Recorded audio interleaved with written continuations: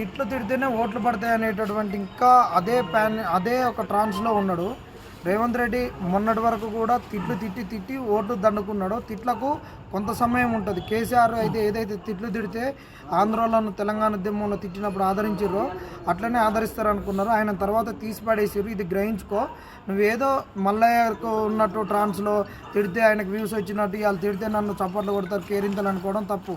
ఇవాళ అదే నువ్వు కంటిన్యూ చేసి ఇవాళ నిరుద్యోగులు అనేటటువంటి వాళ్ళు ధర్నాలు చేస్తుంటే రాస్తారోకులు చేస్తుంటే అదే పరిస్థితిని కల్పించిన వాళ్ళు తలదించుకోవాల్సింది పోయి తలమాసిన వాళ్ళు వీళ్ళు వెనక ఎవడో ఉన్నాడు అని నిరుద్యోగుల్ని అవమానపరిచినట్టు మాట్లాడుతున్నావు. నువ్వు ఎన్నికల వేళ కూడా ఉస్మాన్ యూనివర్సిటీ విద్యార్థుల్ని ఆరాధన థియేటర్ దగ్గర తాగేటోళ్ళు, బీర్లు తాగేటోళ్ళు, వాళ్ళు బిర్యానీ తినేటోళ్ళు అని అన్నప్పుడు నీకు డ్యామేజ్ కాకుండా మేము అండగా నిలిచి నిరుద్యోగ లోకం అందరం ఏకమై మా తల్లిదండ్రుల నుంచి ఓట్లు వేయించినావు.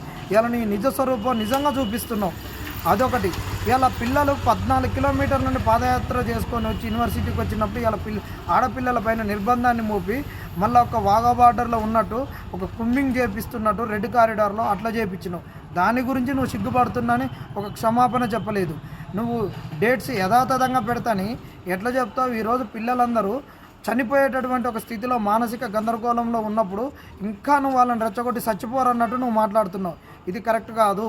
ఏదైనా పిల్లోడు తల్లిదండ్రులు కానీ టీచర్లు కానీ వాడు ఈ మానసికంగా డిస్టర్బ్ అయినప్పుడు ఆయనకు ఒక ఉపశమనం ఇచ్చేటట్టు మాట్లాడాలి.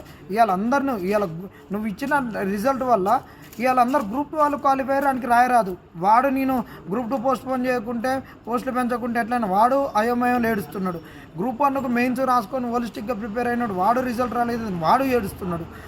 ఈడు ఏడుస్తున్నాడు, వాడు ఏడుస్తున్నాడు, డిఎస్సి వాడు ఏడుస్తున్నాడు.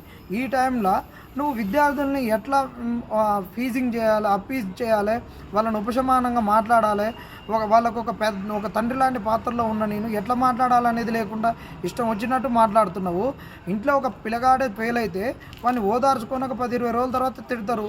ఈరోజు చచ్చిపోయేటటువంటి పరిస్థితుల్లో ఇబ్బందులలో ఉన్నప్పుడు నువ్వు ఇష్టం వచ్చినట్టు మాట్లాడడం ఇది కరెక్ట్ కాదు. ఫస్ట్ నీ భాషా ప్రయోగాన్ని మార్చుకో. తర్వాత నువ్వు ఏ సందర్భంలో ఎట్ట మాట్లాడాలో నేర్చుకో. నీది చూస్తుంటే ఎట్ట ఉన్నదంటే సావు దగ్గరికి పోయి సన్నాయి మేళం పెట్టుకొని నువ్వు బరాత్ తీసేటట్టు కనిపిస్తున్నది. ఇది కరెక్ట్ కాదు రేవంత్ రెడ్డి గారు. నిన్ను అనడం కూడా మాకు అవమానంగా అనిపిస్తుంది. ఎందుకంటే ఇన్ని రోజులు మా నిరుద్యోగుల పెద్దన్న అనుకున్నావు, ఇవాళ మమ్మల్ని ప్రతి కాడ అవమానపరుస్తున్నావు. నువ్వు ఆ రోజు ప్రతిపక్షంగా ఎందుకు వచ్చినావు? ఆ రోజు నీకెందుకు ఆదరించినావు? ప్రతిపక్షం అనేది ఖచ్చితంగా మా పక్షాన్ని ఉండాలి. లంగలో వాళ్ళని తిడుతున్నాం కదా, ఎక్కడ వాళ్ళ జెండాలు వేయించుకొనియట్లేదు. ప్రతి దానికి రంగు రాజకీయం. అసలు మా నిరుద్యోగులం అనేటటువంటి వాళ్ళకు రాజకీయాలతో ఏం సంబంధము? నువ్వు కాంగ్రెస్ వానివి ప్రచారం ఎందుకు చేయించుకున్నావు? బస్సు యాత్రలు ఎందుకు చేయించుకున్నావు? అందరిని ఇళ్ళకి పోయి ఎందుకు ఓట్లు అయిపోయావు? రాజకీయంలోకి నిరుద్యోగులు లాగినోని మీరు కాదా? మీ కాంగ్రెస్ కాదా? ఇవాళ రాజకీయము ప్రతిపక్షాలు వీళ్ళు వచ్చి రాజకీయాలు నేను మాట్లాడడం ఇది కరెక్ట్ కాదు. నిరుద్యోగులారా, మీరు మాత్రం ఎవరు కూడా ఆత్మహత్యలకు కానీ ఏటి కానీ ఎక్స్ట్రీమ్ డిసిషన్స్ తీసుకోవద్దు. ఏమి కాదు, మనం ఖచ్చితంగా పోరాడదాము. ఈరోజు ఈరోజు ఒక సిచ్యువేషన్ ఏంటంటే కోదండరామ్ సార్ కాడికి హరగోపాల్ సార్ కాడికి పోయిన వాళ్ళు ఒక డెలిగేషన్ పోయారు. పెద్ద మనుషులు ఇవాళ నీకే ఒక తండ్రి లాంటి స్థాయిలో ఉన్నటువంటి హరగోపాల్ సారు ఒక చర్చలకు వచ్చినప్పటికి కూడా నువ్వు ఇలాంటి మాటలు మాట్లాడితే ఇక నిరుద్యోగుల పెద్ద దిక్కేవడం.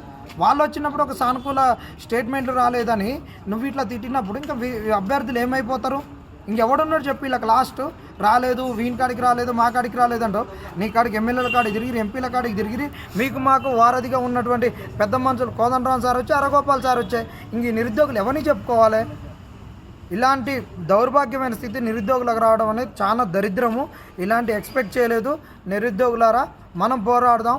కుల సంఘాలు వస్తున్నాయి, అన్ని సంఘాలు వస్తున్నాయి, మనకు అండదండుగా ఉంటాయి. తెలంగాణ ఉద్యమం అప్పుడు తెలంగాణకు ఏ విధంగా పౌర సమాజం అండగా నిలిచిందో మనకు అండగా నిలుస్తారు, ఖచ్చితంగా ఉంటారు. ఈ రేవంత్ రెడ్డి గారికి అసలు తెలంగాణ సమాజం మీద కానీ తెలంగాణ అస్తిత్వం మీద కానీ తెలంగాణ మీద దేని మీద ఈయనకు భౌగోళిక రాజకీయ ఏ స్థితిగతులపైన ఈయనకు ఒక కమాండింగ్ లేదు. ఈయనకున్నదంతా వేరే రాజకీయము, వ్యాపారాలు, రియల్ ఎస్టేటు, ఆంధ్రోలతోటి రాయలసీమలతోటి దౌర్జన్యాలు, రౌడీ రాజకీయాలు చేసినటువంటిదే ఈయన. మనం ఏం చేసినా కానీ ఈయనకు ఉన్నటువంటి థాట్ దీని వెనక ఏ రౌడీ ఉన్నాడు, ఏ గుండా ఉన్నాడు, ఎవడున్నాడు అనేటువంటిది ఆయన ఎత్తుక్కున్నాడు. కాబట్టి అదే వెతుకులాట మన వెనక ఎత్తుకుతున్నాడు. కాబట్టి రేవంత్ రెడ్డిని మనం సహించేది లేదు. ఈయన మానసిక స్థితే ఇది. ఈయనకు ఒక పెద్దన్న పాత్ర కానీ, తండ్రి పాత్ర కానీ, రాజకీయ చిత్రత కానీ, రాజనీతి కానీ లేనటువంటి ఒక దౌర్భాగ్యమైన వ్యక్తిని ఇలా మన సీఎం పెట్టుకొని మన నిరుద్యోగుల ప్రతినిధిని సంబరపడ్డందుకు ఈరోజు సిగ్గుపడాల్సినటువంటి దినము. ఈ రాత్రి ఒక దుర్దినంగానే నేను భావిస్తున్నా. ఇది నిరుద్యోగులు మీరు మాత్రం అధైర్యపడద్దు, పోరాడదాం, ఖచ్చితంగా ఉందాం, మనం సాధిద్దాం. జై తెలంగాణ.